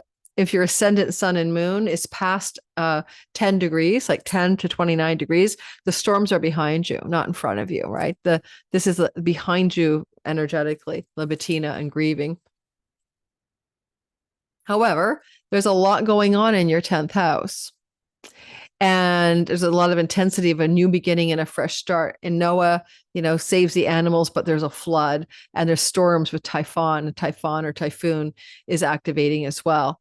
So these stormy energies in the 10th house of career and reputation and things you're doing in the visible eye of the public and your public life, right, are what the 10th house can represent. And this kind of churning and intense energy is something to think about. What is it really for? Mercury's up there, and he could translate some of the churn and some of the storm to chunky money matters, for example, or windfalls. And so you might come into something that feels a little bit like you won the jackpot and you won the lottery, and it's just a lot of excitement and overwhelm in the moment, but we don't know for sure what it is yet. Unexpected, surprising directions of home change with Jupiter, rental property. So you possibly could be having an unexpected move of home. For example, if I'm in Mexico and I come back and my entire building has collapsed, I'll be having an unexpected change of home. If there was an earthquake in Vancouver, this was built in 1991. I'm not sure it's earthquake proofed like all of our later buildings. And I won't be here for the quaking, shaking, or tidal waving, I hope. I know this is crazy if this turns out to be true. And I put this on tape beforehand. Oh my goodness. With Jupiter blessing things from your 6th house of work, employees, health, and flowing to the 4th house, Uranus, shock and awe, breakthrough, and with Saturn in the water trine mix, stabilizing your career gains and earnings for long-term value, with dreams come true and ways of making money, you're still having an increase of wealth and possessions. There's more money coming somehow, some way through this lunation, and it's definitely being felt like seeded from your career space, your reputation space. But if you win the lottery and you stand up there and you hold your check up, I looked at 3 grandpas holding their check up. They won a lottery together, 3 grandpas. I think this is a Canadian lottery. Then I'll be standing in front of you guys in the top of the sky holding my check up, right? Look at me. I've got my winning ticket, Mercury, and I'm Venus and Scorpio. I don't know why I'm Venus and Scorpio, but let's see what happens. If I win the lottery, then I'll let you know. I think that all said and done, you're looking like this is going to activate money, home, rental property, changes breaking free, or unexpected ability to get a great job or unexpected career opportunity, maybe connected to maybe indicating a need to move your home, right? So if you get a golden career change opportunity seeded from the new moon, because there's too much storms going on in your current work and you're not happy there, then this could be that story as well. Now, if you're retired, forget about all the work stories. What is a disruptive, sudden breaking free and through your home in your home life that leads you to maybe moving, changing your home, maybe getting a rental property, renting your home out, buying a new home, maybe. Mercury is ruling the mortgages for you, unexpectedly deciding to sell your home, buy your home. Those are things for those of you who are not thinking about work stuff. Okay, let's go ahead, grab I think I'm doing it now. Oh, yeah, it's just me. Don't ask. Don't ask. I didn't get enough sleep last night. I think I got 9 hours, which was one of my miracles. Okay, you might be changing your home. Spirit of place. I know this card didn't read, like you're the second person to get that when I talked about changing home because of the sky. Spirit of place. I do love my apartment, by the way. I've gotten used to the sirens and I just don't hear them anymore, really, unless I'm recording. So, okay, spirit of place. Our ancient ancestors believe, of course, if I won multi-millions, I might move to a place that has a saltwater swimming pool in the building because I'm a lap swimmer. Our ancient ancestors believed that every place has a spirit looking after it or embodying it, just as we have a soul. The plants, trees, birds, and mountains, rivers have their own essence. And I do want to be in nature. When the spirit of place arrives in your reading, it says the answer to your query is the overarching theme of your circumstances. Is your question about a struggle? The answer is to relax and let go if you need to control the situation. If your query relates to love, then embody love rather than long for love. And once you find the essential truth that underlies your question, then name it. You'll discover the answer you've been seeking. Your greatest power is authenticity. Well, this is for all of us. So you have to ask yourself, what is your most deepest authentic question now? Because the authenticity within you is the answer. I still think the spirit of place can be very literal. You got a shaking Uranian lightning bolt through the home where you live, your town, your homeland, your apartment, your condo, your tent on the street. I don't care where you live. That's where the shocking energy, the shakeup is happening. All right. In Vancouver, I think it could be a literal shakeup. Okay. And that would probably include, of course, San Francisco and Seattle or something like that. Not knowing, I don't know the fault lines perfectly, guys, where they all are. Pisces, sun, moon, and rising sign. What is going on here? Well, there's a lot of electrical shock and awe going through the house of short distance and long distance travel energetically, and things to do with siblings in general, and shocking, surprising changes connected to neighbors and cousins, uncles, aunts, and all the extended family. The shock and awe is in the house of a sibling one younger than you specifically. So there may be some disruptions or surprising developments in the life of a sibling one younger than you, but also the moon is being seated in the sibling two older than you. So sibling two older, sibling one younger, for example, are themes that you could experience some disruption in the extended family. And yet Jupiter is in a protective mode and he's flowing from a very romantic and fertile house. And it's possible that you could be seeing some unexpected, surprising travel opportunities that may involve foreign lands and shores coming to you as a result of this moon, because Venus rules the lunation and she's a host of foreign lands. So unexpected travel opportunities to do with love and romance, or unexpected travel leads to new love and romance is another story. New love and romance come under the sky with the south node in your seventh house. It's karmic, fated, destined, and it's connected to many past life commitments and vows you made with that person. You are Saturnian, Neptunian, and you've got your, I'm serious, but I want to make my dreams true. And I'm fated, destined changes are happening to my Pisces sun, career, moon, home, rising, character in the simulation. You could have a very intense energy here around a change in your neighborhood. Like this can move you depending on if you're floating ICs in the third house, especially using whole sign houses. This could move you to a new location, not just travel. Jupiter's in the house of windfalls, like in terms of not windfalls per se, but he's, let me explain it. Saturn, the Lord of the 11th house of windfalls, is hugging you with a dream come true Neptune. At the same time, Jupiter's in the house of good fortune from winning money through stock investments that take off, speculation, gambling, lottery tickets. Okay, so you could win a lottery ticket off of this. I want to suggest that if you want this moon to work for you, buy the Mega Ball, Powerball, or whatever lotteries you have in your country and see what happens. Ninth house, where the new moon is seated, is the house of government bodies. So where do the lottery monies come from? The bureaucratic nature of governments belongs to the ninth house. So government bodies, lottery wins, kaboom, kaboom, kaboom. You could have an unexpected news that one of your children is going to make a baby. You might travel because they're having a baby. The baby's coming quicker than you thought and you're running to help. There is unexpected or exciting developments in your social media landscape, digital landscape, or neighborhood landscape. Now, all of those are possible. I say digital media, third house is online social media altogether. Uranus is a surprise or a shakeup. Now, it could be good. There's a well star there. Something you put out on the social media landscape as a social media beast goes viral. That's an example. And with the ninth house activated too, podcast, publishing, book deals, surprises, exciting developments, good fortune. If you're entrepreneurial, it's even extra juicy for you. You could put something into the social media landscape, marketing, selling, teaching, offering a product, offering a service, and just have it like take off on you. Now, I know we're doing Black Friday and Cyber Monday. So if you were to hook into that thing, you're going to go like a rocket fuel and you're going to do very, very well, for example, especially with the moon very promptly going into the house of the 10th, which brings you massive public appeal, etc. Now we're drawing a card for you. And I think I went longer than I planned. I was hoping for an hour and 15-minute video, but I think I might be an hour and 25. I go long, guys. I don't mean to. It's supposed to be good for my watch time, but I don't know how to go faster. I really don't. I'm like doing my best here. You have to make a choice. I don't know what your choice is going to be. I like your sky. Jupiter is lucky in the 5th house and it's a lucky house. So making a choice. Number 30. Look at that. Is it like a candelabra? A candelabra with two paths. Oh, it's a road with two paths and two different doorways. Take a look. The road less traveled. Which way are you going to go?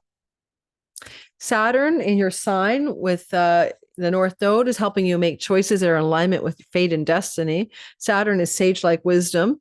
Can you make wise choices? He's leaving your sign for good. 2023 until this February 13th is his last. He's done. He's not going to be back for 30 years. So if you haven't got sage-like wisdom like the old man and old woman yet through the lessons of Saturn in your sign, you're never going to get it. All right. You're faced with a dilemma, Pisces, or a fork in the road, and you must make a conscious choice regarding the next right action. Whatever the choice is, you must take responsibility for it, yet don't be afraid. You may not have all the answers right now after this moon, 2 weeks, 3 weeks after, because the way ahead cannot be known until you've embarked and traveled a few steps. Trust your intuition. Ask for a sign from spirit. You will be led on the right path. Is there really ever a wrong path? You remain conscious and aware. If you do, conscious and aware, conscious and aware. Your choice will be the right one at this time. Life is always about learning. Success lies in choosing consciously, guided by our intuition and by spirit. Well, let's see what choice you're making. So people are liking my outros. Apparently everyone's thinking they're really great. I'll tell you an outro story. It's a synchronicity story. So a friend of mine is in a kind of early dating, feeling it out phase with a woman, and her name is Raven. And I also know Raven, and it's kind of cool. And so I thought, and there's a whole thing about that. I'm like, well, this is really so cool, you know, and I'm glad you guys are kind of checking it out with each other, and we'll see where it goes. And I'm kind of like I'm the friend zone for this guy is an ex of mine. So I'm friend zoned, right? And so I'm kind of giving advice and stuff like that. And I'm like feeling into it and tuning into the situation psychically. But anyway, this is not even about that. This is so funny. So everything is so magical. I don't even know how this happens, guys. How does this work? I literally got a vibe that this apartment that I'm in, which has beautiful light, and I get to see the sunrise here on this balcony in the morning and salute the sun. I get to watch it set over here. And all said and done, I'm so grateful. But I was, my landlord was going to move. I had to move. She was selling the house. I got like very little, I know I got notice. I had 3 months to move, but I didn't have to move yet. I had 3 months. I thought maybe I'd pack my stuff into storage, travel the world, and figure out where I wanted to live next. I wasn't committed to staying in Vancouver. And I'm sitting on my armchair one night. I still don't have to move for 2.5 months. So I'm way ahead of the curve. And I hear a little voice in my head say, check for rentals online now. A voice tells me this. I'm like, really? Okay. And I opened my laptop, and normally I would check rentals through a company called rentals.ca, but they have a lot of schlock out there, developer stuff. And instead, somehow, some way, I opened up to a website that is like a real estate agent company who also rents property. So they're a rental agency and a real estate firm, like in the United States, Weichert or whatever, or what is it, Long and Foster or something. I used to live in the United States. So I open it up, and right away I see this unit, and it's just been posted that day. And I emailed the people right away because I could see how beautiful fireplace. I just liked it. And I don't have to move yet. And I emailed them, and I got the first morning appointment. People came after me. I got it. I was the first in the door, first to apply.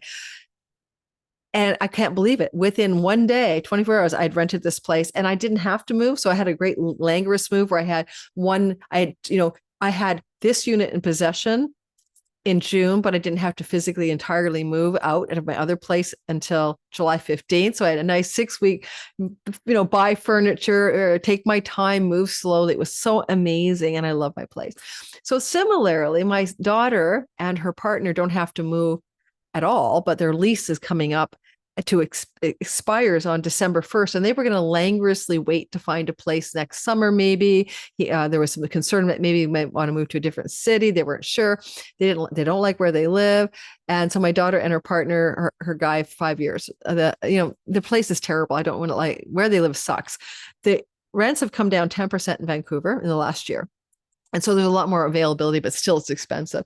And I'm sitting there in my chair one night, 4 days ago, I'm sitting there and I hear a voice, look for a rental property for Teddy and Hallie. Oh my God. I was saying, no. They're not going to move right away. They're going to take their time. They might look for a place in the spring or summer. And then boom, I open up my laptop, and the first place I opened to, I don't even know how this happened. I went to rentals.ca. That's because there was an email from them. I heard it in my voice, and I saw the email. It was in that day's email. I click on it, and it goes straight to this building that they're now today signed a lease in, and it's beautiful and it's perfect. They move in March. They have a lot of time to prepare because the building's just been built. It has like a hot cold plunge in the downstairs, and but you have to pay for that. And it's got a rooftop garden, and it's walking distance, like 8 blocks to the beach. And it's a great neighborhood for a young couple. And it's more affordable because the rent went down. Guess what the name of the building is? The Raven. And don't worry, you won't be able to find my daughter because her last name's not my name, for all you stalkers out there. But isn't that the coolest thing? So there's so much going on, so magical. The world is so magical. I listen to that inner voice, when it tells me to do something, I do it. Remember one time I was driving and I heard a voice, slow down now. And I slowed down, and around the bend was a deer standing in the middle of the road on a blind curve. So I don't know if you guys listen to that inner voice. I used to talk to dead people for, as a psychic medium. So I learned to listen to a voice in my head that's not mine. Like, so there's a thing where there's a type of voice in my head that I know right away. It's not like I'm worried. Like there was this guy who wanted to date me. I was living in Montreal, lovely man. He became a very good friend. He did come to visit me for a couple of days. And I just, like, we were online dating, like we were phone calling and texting and Zooming a bit. And he's a client. He was living in California, and he started off as a client. And the day, like a week before he was supposed to arrive, I got out of bed one morning. I heard a voice in my head, and it said the following words: he's everything you want and nothing that you need. He's not for you. And so rather than pretend I had the flu or something, I got in touch, and I told you won't believe what I heard in my head. It's that voice. And he wouldn't listen to me. He said, I'm still coming anyway. I want to meet you. And we had a nice time together for 3 days or 4 days in Montreal. But I knew that he wasn't the guy when he got there either. Although he's really handsome, gray-haired fox and a lovely spiritual man. We became very close friends after that. And he's passed away now, actually. And this was all happening in 19, before the pandemic. Oh, he didn't come to visit me. We met in Vancouver because I had a 2-bedroom place I was house sitting for a girlfriend. So all said and done, let me know in the comments. Do you guys listen to that inner voice? Do you know what that inner voice is? You know, it doesn't sound like your mind that worries, like, oh my God, I haven't packed for my trip yet. Oh my God, I'm going to be late to the airport. Oh my God, I hope I'm not in a tsunami. That's not the voice. It's this other voice. And it's very firm. It's very crystal clear. It's very simple. And it's very a few words usually. Not long sentences. Do you guys know what I mean? In the comments, I'd love to hear some stories from you about your inner voice. Okay. I'll tell my sister to call this outro the inner voice / synchronicities. Okay. Thanks, guys. Ciao, ciao. See you on the next video on Thursday. I'll be recording that from Mexico. We'll be talking about Saturn retrograde.